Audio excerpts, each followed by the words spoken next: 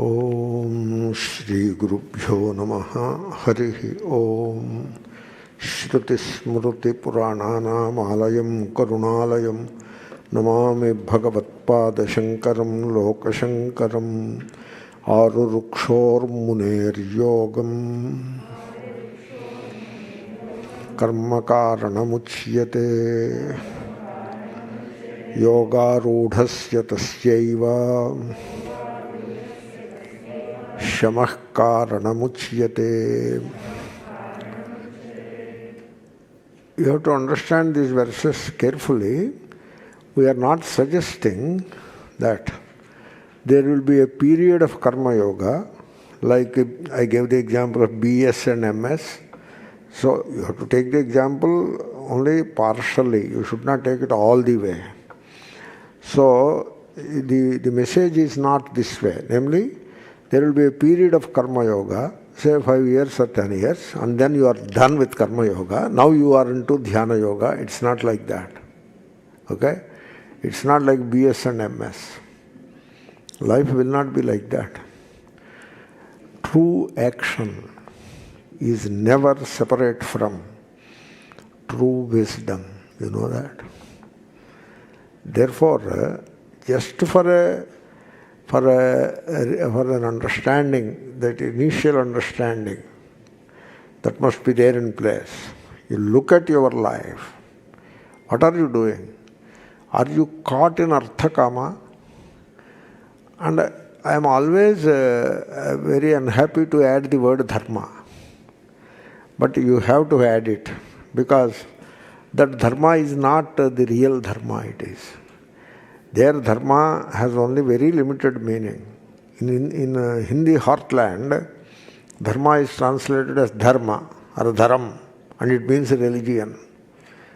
And it means the religion of the masses, the popular religion, not the true religion.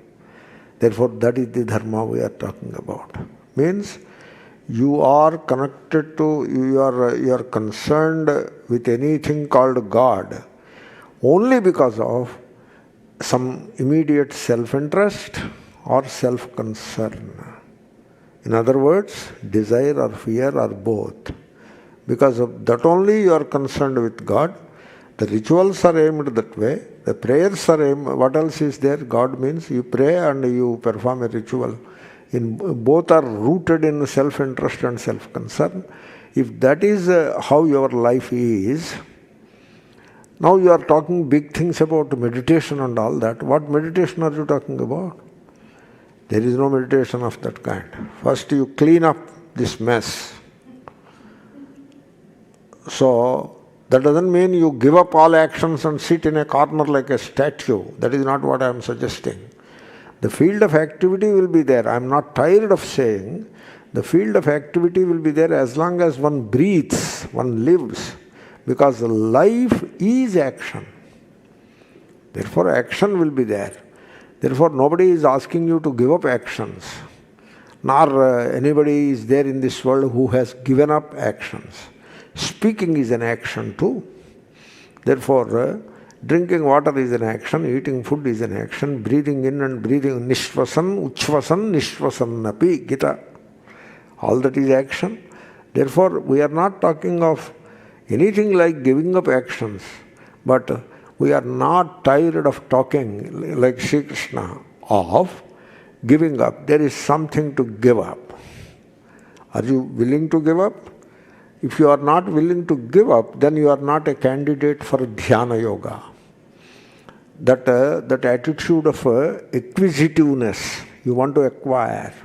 What you want to acquire? You want to acquire wealth.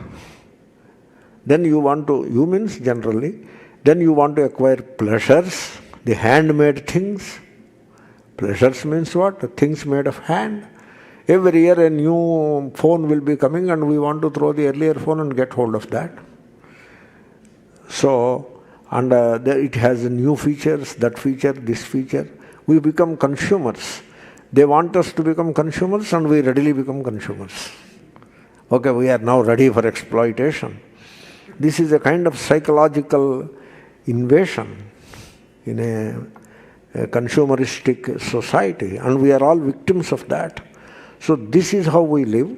And then we take this religion, and the gurus and religious leaders, they are also accomplices in all this, in this artifice, and that is use God an accomplice to your self-interest and self-concern. What kind of religion it is? In which the God becomes a means of fulfilling the desire.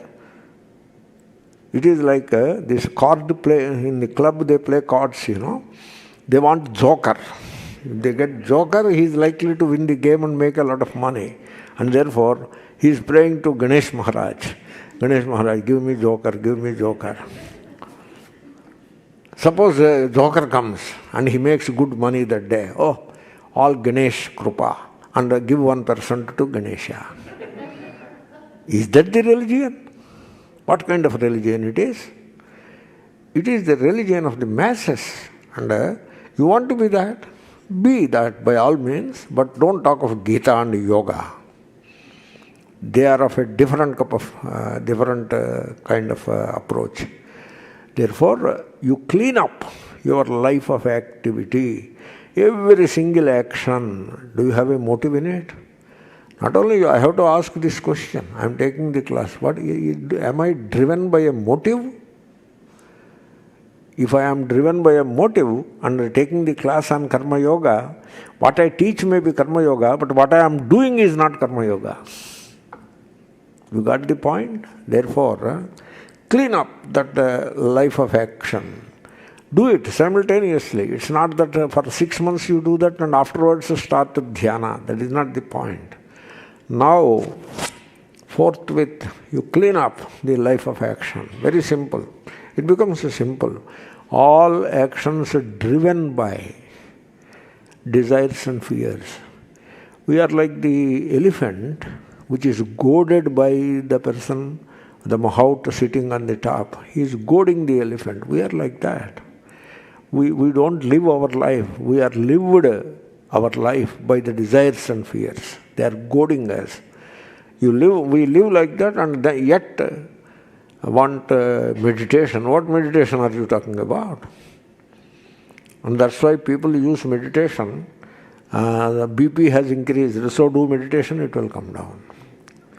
So what will you do? BP comes down, what will you do? I will live longer. And then what you will do? I will enjoy more pleasures. And I will make more money. And I will do more pujas also. Very cunning, I tell you.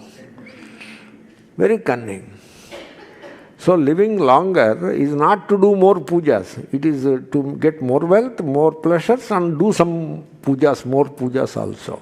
And keep the God also amused. You believe that God get amused like that.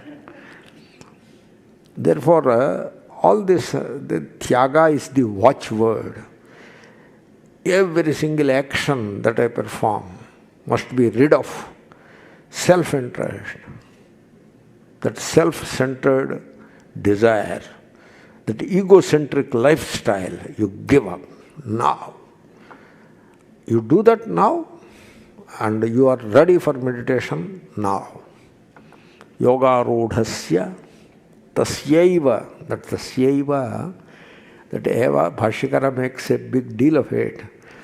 The one who has this intense aspiration or the vital interest for yoga,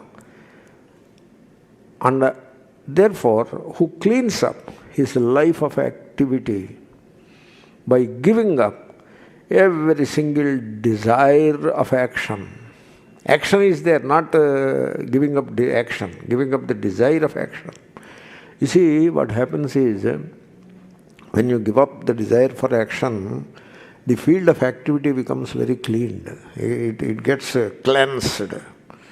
It is like you go to a garden and remove all the weeds, and now there are roses, plants, everything clean it is. Like that. All weeds are taken out. And all these kamya karmas, which are motivated by desires and fears, they will all go. They will all go. You need not throw them out. They will go. Because then there are no desires in your heart. When there are no fears. People cultivate fears, Fears are also cultivated. They are not real. There is no sense, common sense is not there in that fear. But people cultivate fears, all kinds of fears they cultivate. And the religious leaders help adequately, they help in creating fears. And so you keep those fears. And now your actions are influenced by, not influenced, they are impelled by these fears. Because of fear you perform an action. So this life has to be cleansed. It has to be cleaned up. It has to be cleaned. And you become clean in your karma yoga. That is the karma yoga. Karma yoga is not just a posturing. No, we are all karma yogis. What are you doing? Volunteer work we are doing. And in the volunteer work, if you are not recognized, you will be complaining about it for the coming 10 years. That day I was not recognized. I was not called onto the dais. I was not given the compliment. And in the photo shoot, I was not there. I have worked a volunteer for so many years. Just one example, please don't mind. Therefore, what kind of, that doesn't make you a karma yogi. A karma yogi is one who performs the action, the duty, and disappears from the scene. That is the karma yogi. Because he just doesn't have any interest in the outcomes. Only he loves the work only, not the outcomes. There may be certain outcomes, he is not interested in the outcomes. Quite often he may not be knowing the outcome also. What is the outcome also he may not be knowing, not interested to know. Such an indifference towards the outcome. Just do the work. So now your heart, you cannot imagine. The heart is pure. What is the purity? There are no desires. Akamahatasya, shrotriyasya cha, akamahatasya. The heart which is not injured or bruised by desires. That is the heart. And the heart, when there are no desires, you need not bother about fears. Fears will walk away. They don't stay in a heart which is desireless. Just we have to say it, so we say it. Desirelessness leads to fearlessness. That is the heart. Now you plan meditation, it will work wonderfully. And that meditation, the rightly understood meditation, will take you to yoga, the communion with the divinity. And you will not know what is unhappiness, what is sorrow in your life. You will remain peace, quiet, in peace, and you live in uninterrupted happiness for the rest of the life. And then if there is something called afterlife, that is not for you. You will not come back because you have become one with all, Brahma. That is the yoga, another name for moksha. And so, therefore, while cleaning up this life of action, we practice, we understand. It is not so much practice really, we understand meditation also. Yoga rudhasya tasyeva, the same person. It's not that there is a group of karma yoga people and these are all dhyana yoga people. That kind of an artificial division is uncalled for. Because Shankara tasyeva, the same person. And when, not tomorrow, today karma yoga, tomorrow dhyana yoga, or after 100 tomorrows dhyana yoga, it is not like that. It is not a matter of to be postponed. Today karma yoga, and today the heart becomes pure. Today the mind is quiet, and today dhyana yoga. Therefore, that is the shamaha. Once you are ready for dhyana yoga, so now what you do is dhyana, you practice dhyana. Shamaha is dhyanam, meditation, the quietude of the mind. Okay? Therefore, there is activism and there is quietism. The first line is activism, very focused activism, which is entirely got rid of desire and fear. That kind of activism. And the second line is quietism, the shamaha. So both go together. That's why true action, activism, Under true wisdom, quietism can never be separated. They are together. It is the same person's life, which is the best example of true activism and also a glorious illustration of the real quietism, shamaha. Both put together means the life of action and the life of contemplation, both together, put together, he becomes a yogi. That is meditation. You see, meditation is one of the greatest arts in life. Why one of the greatest? Perhaps it is the greatest art in life. You see, people, you see, suppose there is a center of arts or college of arts. They are there. A museum of arts, a Guggenheim Museum of Arts. So they are there. So you are an artist. You walk in, you will find things of enormous interest for you. Sometimes you may add some of your own invention or your own creation to that. But all of that, I'm sorry to say, will not have a place in Vedanta. Right? Therefore, you come to Vedanta with some music, or with some dance, or with some art. So many arts are there, and try to integrate them into Vedanta. Sometimes the integration becomes difficult. Maybe sometimes it becomes a contradiction. A little music can be integrated.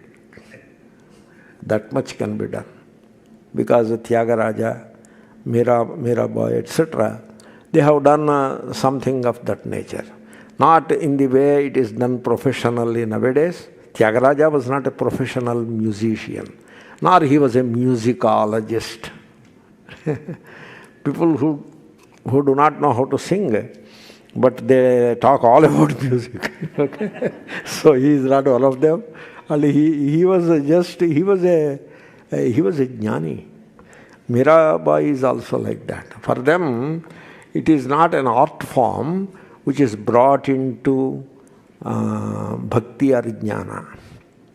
Both are one and the same. An art form you import into bhakti or jnana. It is not like that. I am sorry to say that. I got an opportunity to show it, and therefore I am saying it.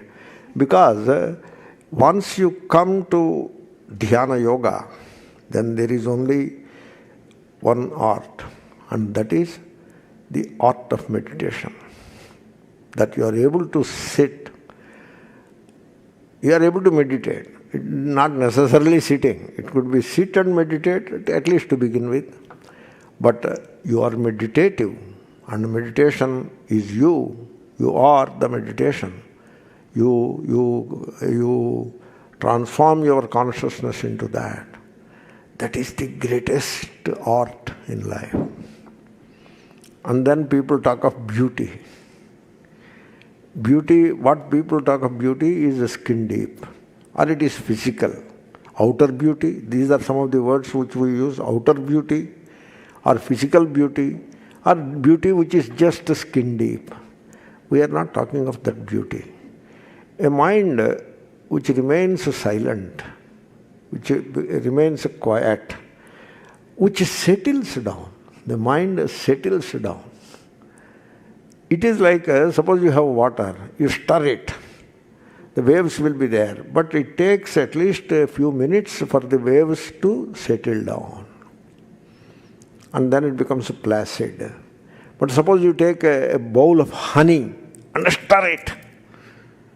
And then what will happen to the honey?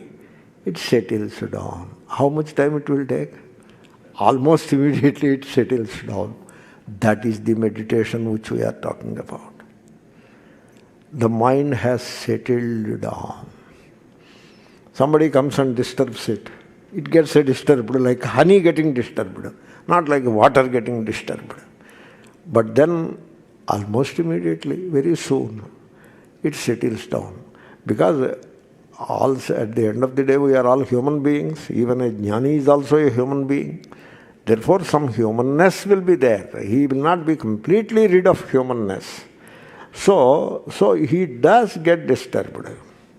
He gets disturbed. When there is a adequate reason for disturbance, mind gets disturbed. Not he, the mind, but then the mind has acquired the habit, or it has grown into this quietude that it settles down. And that mind, a meditative mind, is the most beautiful thing in this creation. That is the beauty which you should which you should aspire for. That is the beauty. So if I have to say, Ashtavakra was the most beautiful person in this creation, because that is the beauty he has. And you should aspire for that beauty. You should not struggle or strive for outer beauty. Oh, this teapot, let us make it beautiful. Therefore put a flower here, put some painting here, and put some colors here. Oh, what is all that? Huh? And then, so suppose I am a Swami, I have some shaven head. Now let me make my head beautiful. What is that? A young lady I can understand. Now let me make my face beautiful. How to make beautiful? So 3 lines must be symmetric from here to here. Beautiful symmetric lines. Is that the way I want to make my face beautiful? Or let me make my dress beautiful. Is that the thing that I should aspire? No. That is not the beauty. Therefore, all these beauty people, they are beauty people. I don't know, for want of a better word, I have said that.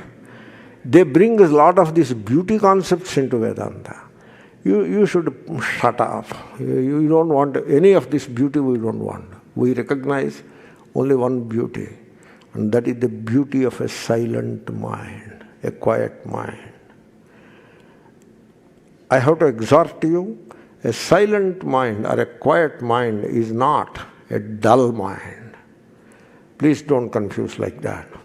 When you are in a mode of learning, when you are fully alert and you are watching something with interest, with big interest you are watching something, what is the state of your mind? It is silent. Therefore, this confusion should not be there at all, that a silent mind is a dull mind, and by meditation a person becomes like a zombie. It is a very misleading statement it is. You should not fall for that. A silent mind, you see, you are doing Shravanam. How is your mind now? It is mostly silent. There is only one flow of thought, one stream of thought. There is only one thought, let us say, and that thought coming from the speaker's words. That is the only thought that is going on.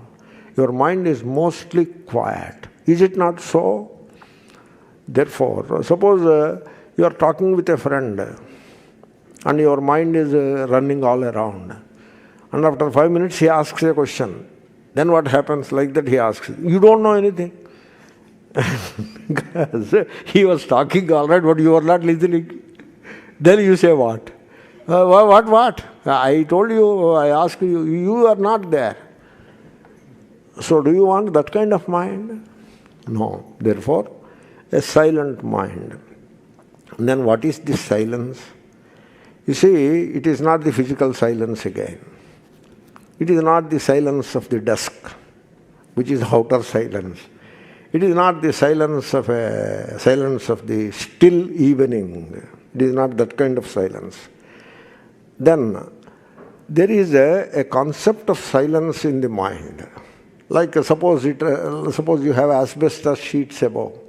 Where I teach, there was asbestos sheets.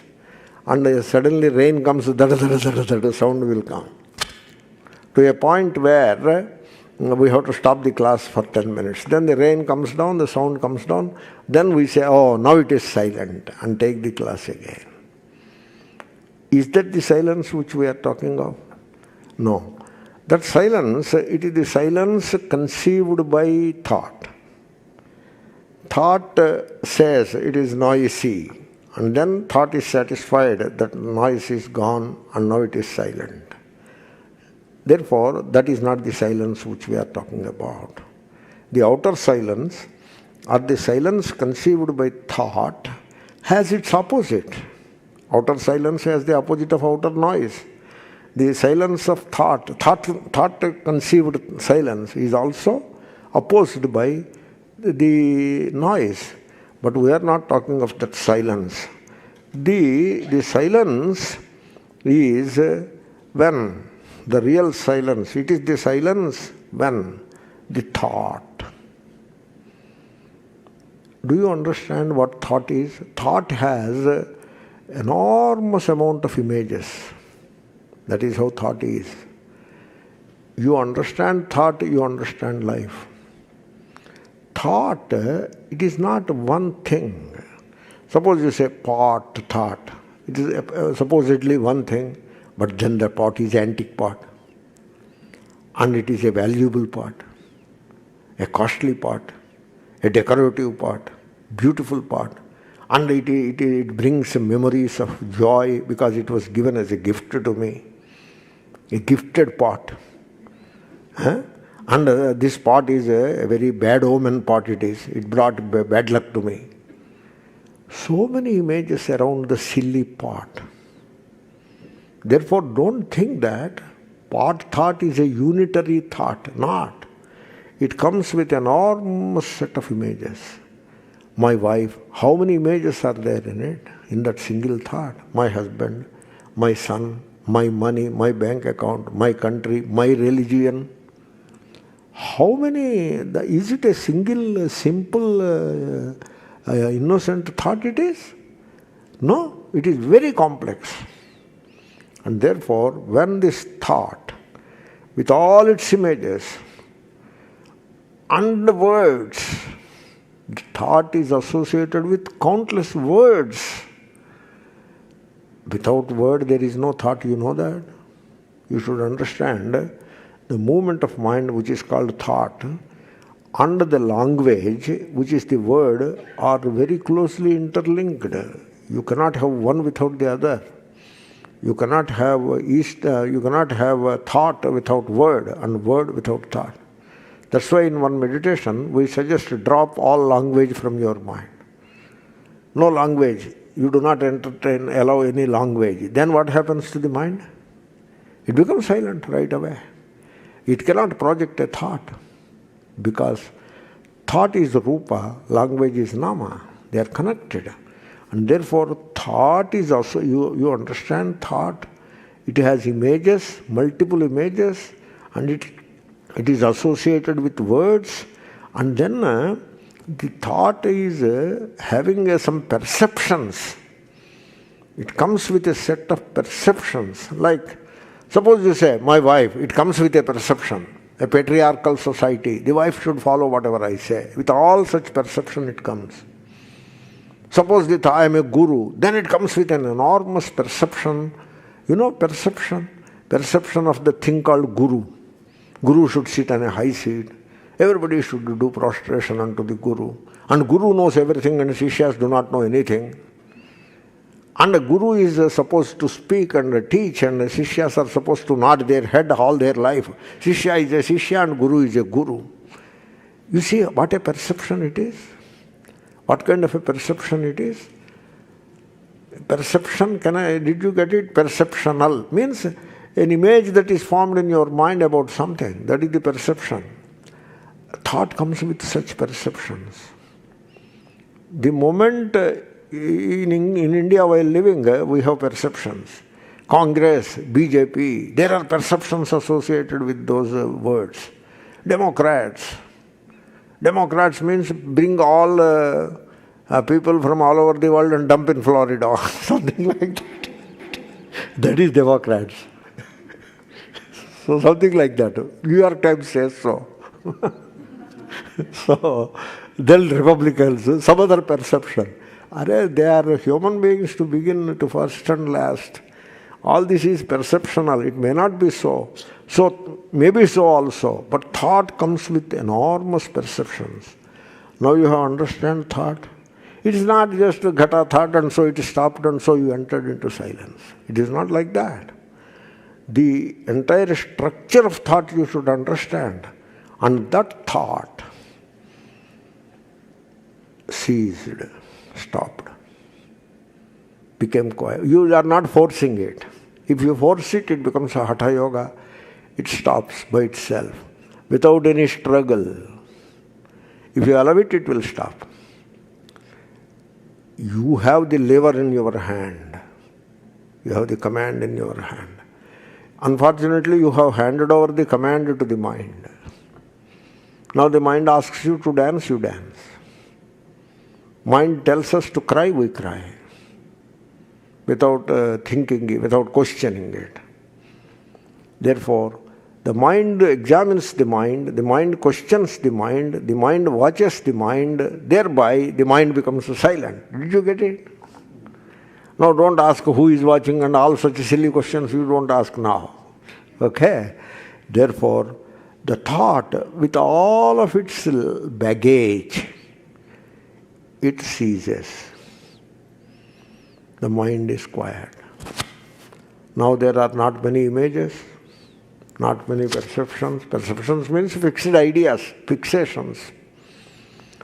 No delusions, no images, no beliefs, and no silly beliefs, and no egoistic thinking. Nothing of that kind is there. The mind has, because the ego comes with all these images, words, perceptions, with all of that bundle, ego also comes. And when they become weak, the ego also vanishes. So mind becomes very quiet. That is the silence. That is what we are talking of, the silence. And there is no opposite to that. In itself it is complete. That is the silence. And that silence is called Shamaha. That is the name of Shamaha. And then, what about religion? These are the religious people. You see, once I was attending a satsanga by a great Mahatma. So the Mahatma was suggesting, he was presenting the chup, like in English, hush. Chup translated as hush. Therefore, let the mind become quiet. You say the word, you say the word exactly that way. Chup, and see what happens to the mind. It becomes quiet. Then a devotee got up and asked a question. Maharaj, when mind becomes silent, I will not be able to see God. I will not be able to worship God. I will not be able to offer naivedyam to God. People believe that they are offering naivedyam to God. That is another perception it is. You are not offering anything to God. You are consuming yourself, you know. Okay. But there is a perception about it. Therefore, then I will not be chanting the sacred name of God. What is this chup? What is this silence of the mind? That is the question. The Mahatma's answer. Do you want to hear Mahatma's answer? What you are worshipping is not the real God. What you are praying is not the real God. Okay? And that is all the religion of the masses, and it is not the true religion, because what mind knows is not Ishvara, what mind describes is not Ishvara, and what mind has a perception of is not the real Ishvara. It is all something else. Pseudo, it is all pseudo, or something related to Ishvara at best, you can say. Nothing more than that. Then what is Ishvara? The silence, that inner silence is Ishvara. Because Ishvara is described as Ashabdam Asparsham Arupam Avyayam Tatharasam Nityam Agandhavachayat. You do this, address your mind, target your mind. Let there be 5 things in your mind. Let there be 5. That is the Mundaka meditation. Let there be no 5 things in your mind. Drop. Shabda, Sparsha, Rupa, Rasa, Gandha should not be there in the mind. You have it a target. Therefore, look at your mind. Oh mind, no Shabda. No Shabda means no words. No Sparsha, no Rupa. Means no images, no perceptions, etc. No Rasa, no Gandha. Oh mind. Then Shabda, Sparsha, Rupa, Rasa, Gandha are gone. Just 2 more you have to allow to be dropped. What are they? Sukha, dukkha. Only those two you drop. Only 7. And now see what happens to your mind. It becomes silent. And that silence, which is the direct consequence of dropping Shabda Sparsha Rupa Rasa Gandha, Sukha Dukkha, is the God. That is the God. That is Ishvara. That is the Shruti, Upanishad. We are Upanishadaha. For us, that's Ashabdamaspa. That is our God. Therefore, you don't have this kind of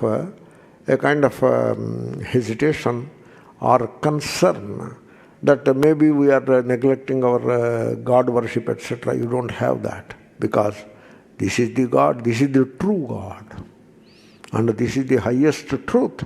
And therefore, in fact, I would say that kind of a quiet mind, not enforced silence, natural silence, spontaneously the mind becomes quiet. That kind of a quiet mind is the religious mind. That is the religion. Then sacred, there is the word sacred. I tell you one thing. A thing outside cannot be sacred, sir. You are just, don't try to bamboozle us, or don't try to push us into some corner. This is sacred, that flower is sacred, this object is sacred, that idol is sacred, this prasadam is sacred. No. Sacred, the real sacred is in you, not without you. It is within you. That inner silence, that is the true religious thing. And that is the sacred thing. That is the sacredness. That inner silence is Shama. You know that Shama, that inner silence, it is the explosion of love. You abide in it, you will not know what to hate. You don't feel like hating. The person is abusing you, still you don't feel like hating. Because it comes very hard. The hate comes very hard, very difficult. Very difficult to hate. Even the most hateful person also, very difficult to hate.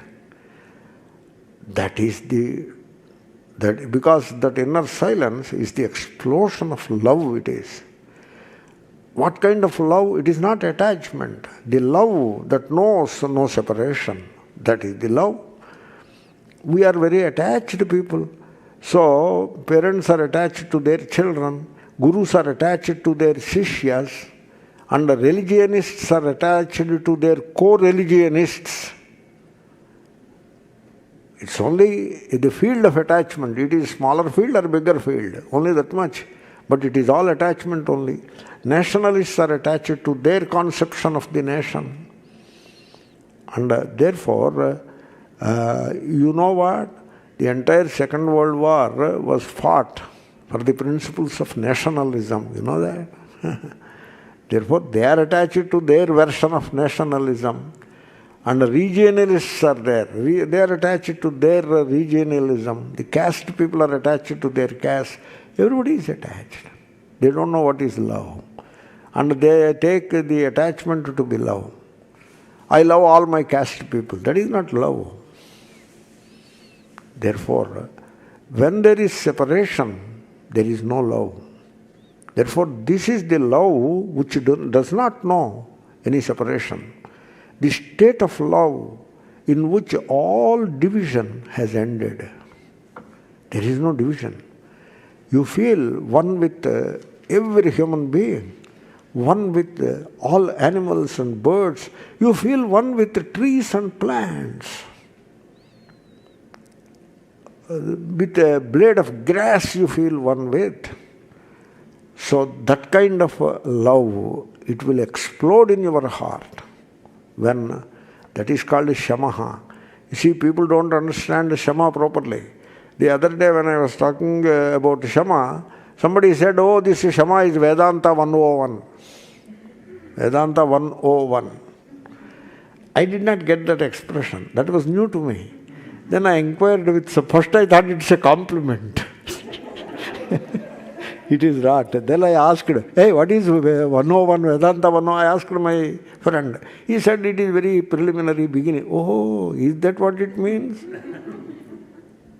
If Shama is Vedanta 101, then Vedanta 505 could be what? Brahma Jagat Karanam must be. That must be that. I don't know what.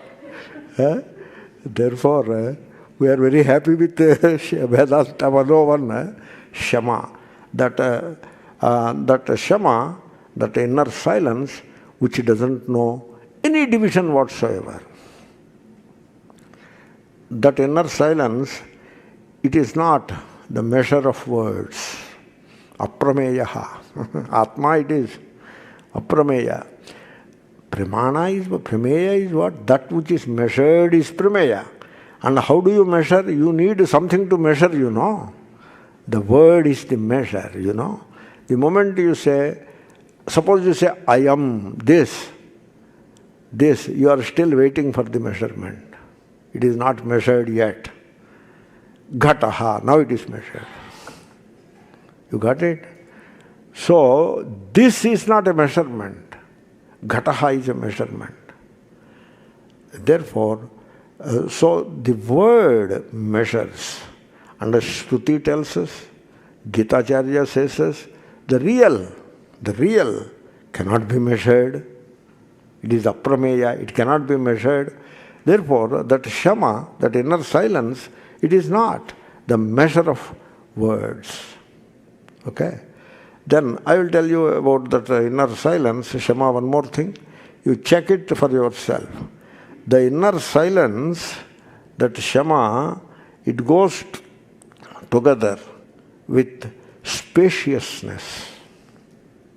You try it. All these things you can try. There is no division in it, there is no egoism in it. All these things you can try. Try means you can verify. You can check. You need not believe anything. It is not a thing to be believed. It is not a matter of belief. We don't want anything to be believed. You have to check. Like when I say there is no division in that inner silence, you have to check. You do not experience any division. That's why it is called Advaita. It is not oneness. It is not monism as much. Occasionally we may say monism also, but really speaking it is not monism as much as it is non-dualism. Therefore, you do not experience the division in it. Do you know what? As long as there is no desire and there is no fear in your heart, you do not experience anything separate from you as God.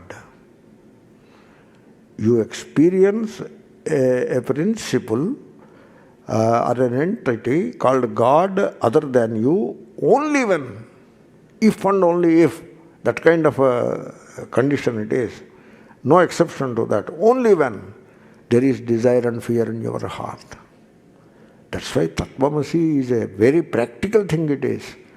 Keep your mind free from all desires and fears and see whether you remember a God other than... What God you remember? What God you remember? The God that you remember is other than you. Otherwise, why do you remember yourself? You do not remember yourself. You are yourself. Right? Similarly, you do not remember, you see, don't compare with Nastika, because Nastika always remembers God to say no. That is not the thing. Here, spontaneously, you remain without any remembrance of yourself because you are yourself. Okay? You suppose, are you there? You remember and tell me that I am here. Therefore, Tattvamasi is like that. You remember a God which is conceptual, the mind-made, thought-made God. Human thought makes God. You know the power of human thought.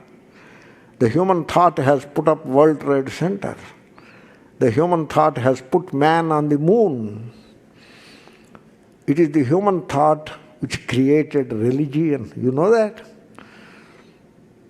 Therefore, the the silence in which there is no thought, that silence, it is same as a spaciousness.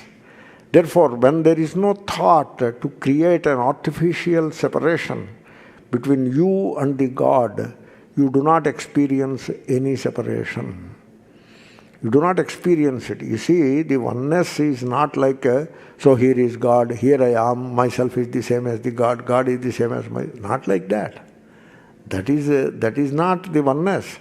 The oneness is, in that spaciousness, you do not experience any division with anything, including God. Therefore, the word God itself vanishes. And whatever you describe with words is already measured. It is measurement it is.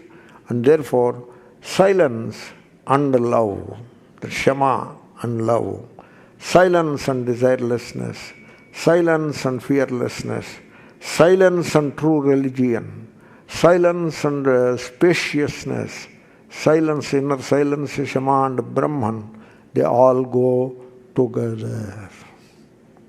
They are together. You see, meditation is hard work. It is hard work. It is the real discipline.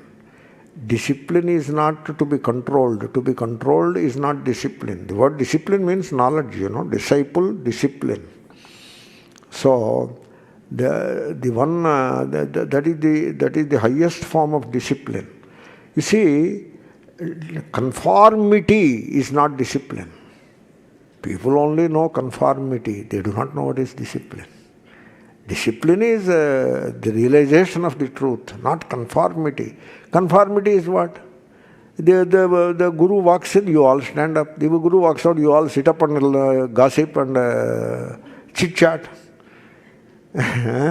And then Guru says, hold the nose, so you hold the nose. Hold the ear, hold the ear. Say this, say this. That is called conformity. Or you say what the Guru said only. Don't say anything this way, that way. Just by heart the expressions and go on saying it and make a career out of it. That is conformity. That is not discipline. That is imitation. Therefore, a discipline which comes through constant awareness not only of things outside, but also the inward awareness, the awareness of the flow of thoughts, etc. That discipline, that you will realize, that you will understand yourself. So, did you notice this? When you give total attention to something,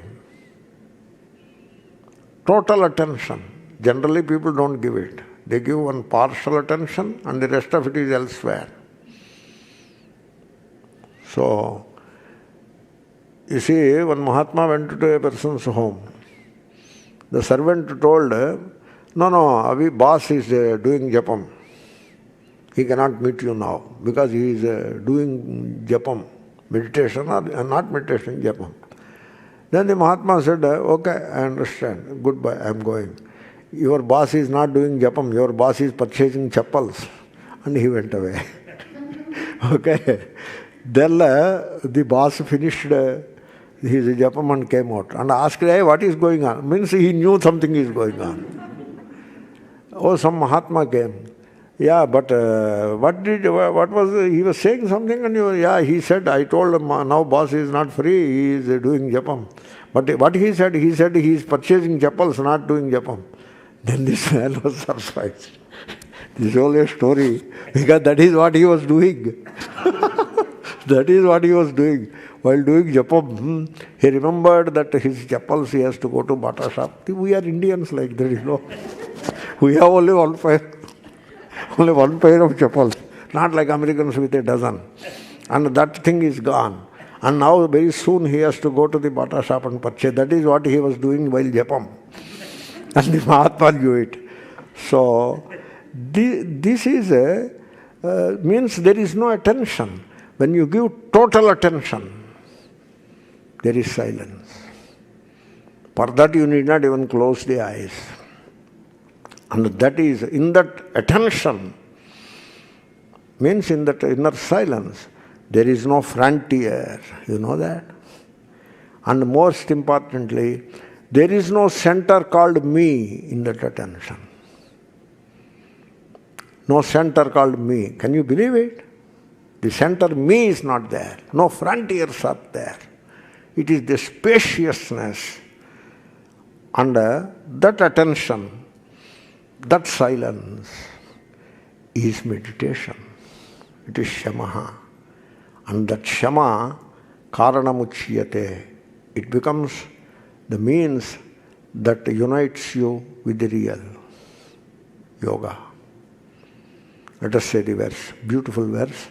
Aru rukshor muner yogam karma karanamuchyate yoga rudhasya tasyaiva shamah karanamuchyate.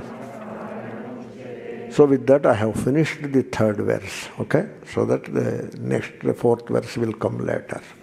Om Purnamadav Purnamidam Purnat Purnamudachyate Purnasya Purnamadaya Purnamevavashishyate. Om Shanti Shanti Shanti.